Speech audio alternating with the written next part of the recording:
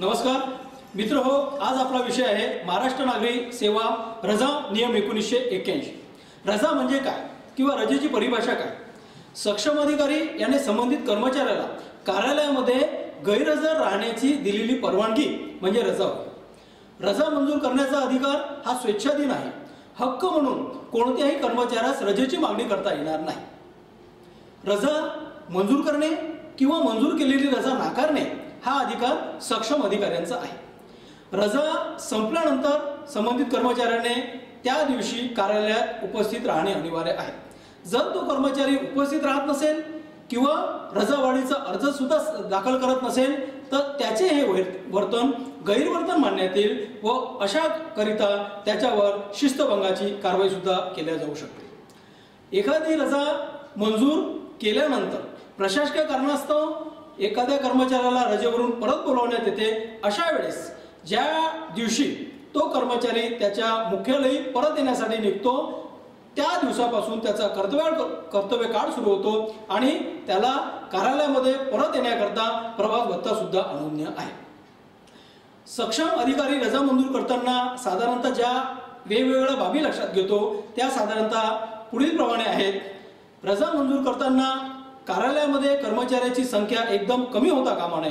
प्रशासकीय निकड काय आहे, कर्मचाऱ्याची अनिवार्यता काय आहे, कर्मचाऱ्याला यापूर्वी रजा नाकारली होती काय किंवा त्याच्या खात्यामध्ये रजा शिल्लक आहेत का, या सर्व बाबी पाहिल्यानंतर सक्षम अधिकारी संबंधित कर्मचाऱ्याला रजा मंजूर करू शकतो। रजेचा अर्ज सादर केल्यानंतर एखाद्या कर्मचाऱ्याला त्याच्या रजेचे स्वरूप जर बदलायचे असेल तर जोपर्यंत तो कर्मचारी लेखी अर्जाद्वारे रजेचे स्वरूप बदलण्यासंदर्भात सक्षम अधिकारी यांना कळविणार नाही तोपर्यंत सक्षम अधिकारी जे आहे तो त्या रजेचे स्वरूप बदलणार नाही। अर्थात रजेचे स्वरूप बदलण्याचा अधिकार जो आहे हा सक्षम अधिकारी यांना नाही। एखादा कर्मचारी वारंवार वैद्यकीय रजेवर जर जात असेल तर अशा कर्मचाऱ्याच्या संदर्भामध्ये सक्षम अधिकारी याला जिल्हा शल्य चिकित्सक यापेक्षा कमी दर्जाच्या नाही अशा वैद्यकीय अधिकाऱ्याकडून दुय्यम मत मागण्याचा अधिकार आहे।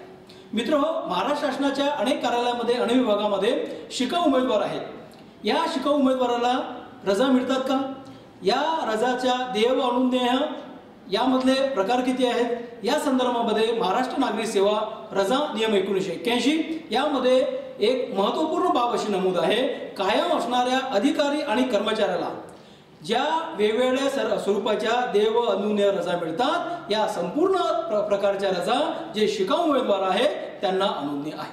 मित्रहो, रजेचे प्रकार जे आहे रजेच्या प्रकारामध्ये साधारणतः दोन भाग आहे। एक सर्वसाधारण रजा आहे आणि दुसऱ्या विशेष रजा आहे। सर्वसाधारण रजेमध्ये अर्जित रजा आहे, अर्धवेतनी रजा आहे, परावर्तित रजा आहे, अनर्जित रजा आहे आणि असाधारण रजा आहे। तर विशेष रजेमध्ये प्रसूती रजा आहे, विशेष विकलांगता रजा आहे, रुग्णालयीन रजा आहे, खलाशाची रजा आहे, क्षयरोग, कर्करोग आणि कुष्ठरोग या संदर्भातील विशेष रजा आहे आणि अध्ययन रजा आहे। या रजेच्या संदर्भामध्ये ज्या वेगवेगळ्या बाबी कोणत्या आहेत त्याचा अभ्यास या ठिकाणी आपण करूया। अर्जित रजा हा रजेचा अत्यंत महत्त्वपूर्ण असा प्रकार आहे। अर्जित रजा 1 जानेवारी 1995 पासून प्रत्येक कॅलेंडर वर्षामध्ये जानेवारी महिन्यात व जुलै महिन्याच्या पहिल्या दिवशी अग्रिम स्वरूपामध्ये 15 दिवसाची अर्जित रजा संबंधित कर्मचाऱ्याच्या खात्यामध्ये जमा केली जाते। अर्जित रजा जमा होण्याचा अधिकतम जी मर्यादा आहे ही 300 दिवस आहे। ज्या वेळेस कर्मचारी सेवानिवृत्त होतो त्यावेळेस त्या कर्मचाऱ्याला त्याच्या खात्यामध्ये जमा असलेल्या अर्जित रजेचे रोख सममूल्य प्रदान केले जाते। कर्मचारी सेवेमध्ये असताना त्याचा मृत्यू जर झाला असेल तर त्याच्या खात्यामध्ये जमा असलेल्या अर्जित रजा अधिकतम मर्यादा 300 दिवसापर्यंत त्याच्या कुटुंबाला किंवा नामनिर्देशित वारसाला अर्जित रजेचे रोख सममूल्य प्रदान केले जाते। मित्रहो, रजेचे रोखीकरण करत असताना त्याचे सूत्र सुद्धा अत्यंत साधे व सोपे आहे। रजेचे रोखीकरण त्याचा पे बँड ग्रेड पे अधिक महागाई भत्ता गुणिले त्याच्या खात्यामध्ये असलेले रजेचे दिवस भागिला 30 या समीकरणानुसार या सूत्रानुसार संबंधित कर्मचाऱ्याला अर्जित रजेचे रोख सममूल्य दिले जाते। यानंतरचा प्रकार जो आहे हा अर्धवेतनी रजा आहे।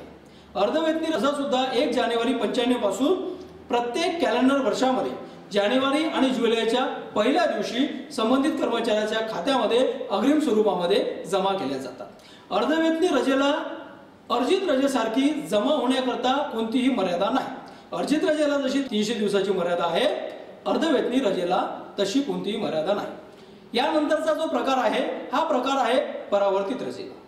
परावर्तित रजा या सेवा पुस्तकामध्ये वेगळ्या जमा केल्या जात नाही। कर्मचाऱ्याच्या सेवा पुस्तकामध्ये फक्त 2च प्रकारच्या रजा लेखा ठेवल्या जातो। एक प्रकार अर्जित रजा आहे आणि दुसरा प्रकार अर्धवेतनी रजा आहे। परंतु परावर्तित रजा ज्या आहे या अर्धवेतनी खात्याशी जोडल्या गेल्या आहे व परावर्तित रजा या अर्धवेतनी खात्याला खर्ची टाकल्या गेल्या जात असल्यामुळे त्याला सुद्धा अनन्यसाधारण महत्त्व आहे। परावर्तित रजा या केवळ वैद्यकीय कारणास्तव घेता येतात। या व्यतिरिक्त संपूर्ण सेवेच्या कालावधीमध्ये एखादा मान्यताप्राप्त जर अभ्यासक्रम असेल तर 90 दिवस पर्यंत इतकी परावर्तित रजा घेतल्या जाते। यानंतरचा प्रकार जो आहे हा अनर्जित रजा। ज्या वेळेस कर्मचाऱ्याच्या खात्यामध्ये कोणत्याही स्वरूपाची रजा शिल्लक नसेल त्यावेळेस कर्मचारी अनर्जित रजा घेऊ शकतो। तथापि याला अटी व शर्ती आहेत। एखादा कर्मचारी रजेवर असताना तो त्याच्या कर्तव्यावर परत येईल अशी कार्यालय प्रमुखाची ज्यावेळेस खात्री पडत असेल त्यावेळेसच सक्षम अधिकारी अनर्जित रजा मंजूर करतो। अनर्जित रजा मंजूर केल्यानंतर उदाहरणार्थ जर एखाद्या कर्मचाऱ्याला 20 दिवस इतकी अनर्जित रजा मंजूर केली असेल तर तो कर्मचारी जेव्हा त्याच्या कर्तव्यावर परत येईल त्यावेळेस त्या कर्मचाऱ्याने 1 वर्ष एवढी सेवा केली पाहिजे। म्हणजे 1 वर्षामध्ये त्याच्या खात्यामध्ये 20 दिवस एवढी अर्धवेतनी रजा जमा होईल आणि अनर्जित रजा सुद्धा या अर्धवेतनी खात्यामधून वर्ग केल्या जातात। अनर्जित रजेवर असताना एखाद्या कर्मचाऱ्याने स्वेच्छानिवृत्ती घेतली असेल किंवा राजीनामा जर दिला असेल तर रजेच्या कालावधीमध्ये ज्याला ते रजा वेतन दिले गेले आहे ते रजा वेतन मंजूर केले जाते। याउलट त्यांना रुग्णता असल्यामुळे जर तो सेवेतून त्यांना सेवानिवृत्ती घेतली असेल तर अशा वेळेस रजा वेतन जे आहे हे मंजूर केल्या जात नाही। यानंतरचा प्रकार जो आहे हा असाधारण रजेचा आहे। असाधारण रजा ज्या आहे या ज्या वेळेस कर्मचाऱ्याच्या खात्यामध्ये कोणत्याही प्रकारची रजा शिल्लक नसेल त्यावेळेस साधारणतः असाधारण रजा मंजूर केल्या जातात। किंवा कर्मचाऱ्याच्या खात्यामध्ये रजा शिल्लक असताना सुद्धा जर त्याने रजेची मागणी केली असेल तरी सुद्धा त्या कर्मचाऱ्याला असाधारण रजा मंजूर केल्या जाते।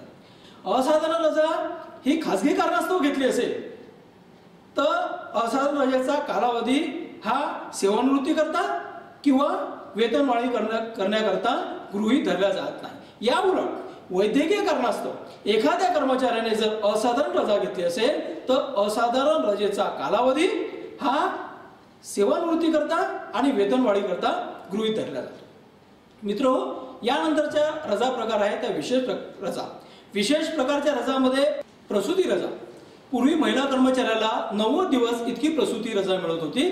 तथापि 24 ऑगस्ट 2009 शासन निर्णय अन्वये 90 दिवसाच्या प्रसूती रजेची मर्यादा वाढवून ती 180 दिवस एवढी केलेली आहे। प्रसूती रजेचा एक अर्ज सादर करताना त्या अर्जासोबत संबंधित महिला कर्मचाऱ्याने वैद्यकीय प्रमाणपत्र जोडणे आवश्यक आहे व त्या वैद्यकीय प्रमाणपत्रामध्ये प्रसूतीची संभावित तारीख कोणती आहे ते नमूद करणं अनिवार्य आहे। प्रसूती रजा संपल्यानंतर जर एखाद्या महिला कर्मचाऱ्याला वाटत असेल का ती शारीरिकदृष्ट्या तिचं कर्तव्य पूर्ण पार करण्याकरता सक्षम नाही अशा वेळेस कोणत्याही स्वरूपाचे वैद्यकीय प्रमाणपत्र सादर न करता त्या महिला कर्मचाऱ्याला जर तिच्या खात्यामध्ये रजा शिल्लक असेल तर पुढील 1 वर्षापर्यंत ती रजा घेऊ शकतो। या व्यतिरिक्त गर्भसमापन, गर्भस्राव किंवा गर्भपात याकरिता 28 जुलै 1995 शासन निर्णय अन्वये संबंधित महिला कर्मचाऱ्याला 45 दिवस इतकी रजा अनुज्ञेय आहे। पूर्वी हा रजेचा कालावधी 6 आठवडे इतका होता आणि ही रजा मंजूर करताना त्या महिला कर्मचाऱ्याला हयात मूल्य किती आहे ते पाहणे गरजेचे नाही। यानंतरचा जो प्रकार आहे तो विशेष विकलांगता रजा हा आहे। महाराष्ट्र शासनाचे काही उपक्रम आहे त्या उपक्रमामध्ये काम करीत असताना एखाद्या कर्मचाऱ्याला त्याच्या स्वतःच्या चुकीमुळे एखादी इजा होत असेल, एखादी दुखापत होत असेल तर 24 महिन्यापर्यंत विशेष विकलांगता रजा त्या कर्मचाऱ्याला अनुज्ञेय आहे। तथापि ही इजा, ही दुखापत झाली असताना 3 महिन्याच्या आत त्याने संबंधित प्रशासनाला कळविणे अनिवार्य आहे। यानंतरचा जो रजा प्रकार आहे तो रुग्णालयीन रजा असा आहे। महाराष्ट्र शासनाच्या उपक्रमामध्ये काम करत असताना संबंधित कामगार कर्मचारी यांना मोठमोठी यंत्रे हाताळावी लागतात, औषधी द्रव्ये, औषधी वायू याचा सामना करावा लागतो आणि हे करत असताना त्याला जर एखादी दुखापत झाली असेल तर 28 महिने इतकी रुग्णालयीन रजा त्या संबंधित कर्मचाऱ्याला मंजूर केल्या जाते। यानंतरचा प्रकार जो आहे खलाशी रुग्णता रजा। महाराष्ट्र शासनाचं महाराष्ट्र सागरी मंडळ आहे।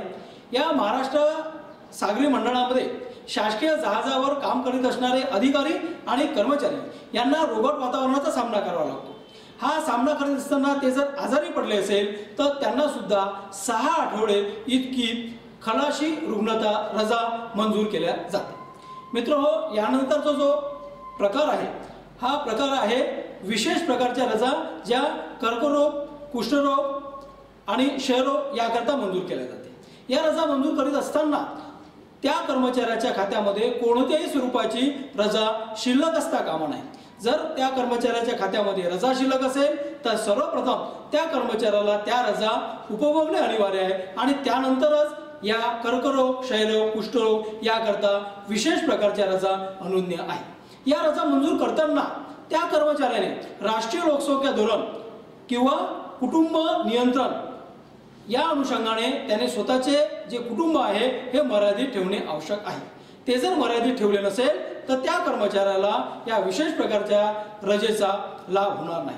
मित्रांनो, यानंतरचा जो प्रकार आहे हा अध्ययन रजा आहे। अध्ययन रजा सुद्धा कर्मचारी, अधिकारी यांना मंजूर केल्या जातात। याच्या अटी व शर्ती अशा आहेत। अध्ययन रजा मंजूर करण्याकरता त्या कर्मचाऱ्याला 5 वर्षाची सेवा असणे आवश्यक आहे व हा जो अध्ययन आहे या अध्ययनाकरता जो अभ्यासक्रम निवडलेला आहे तो अभ्यासक्रम हा लोकहितार्थ असला पाहिजे आणि लोकहितार्थ जर असेल तर त्या संबंधित कर्मचाऱ्याला अध्ययन रजा मंजूर केल्या जाते।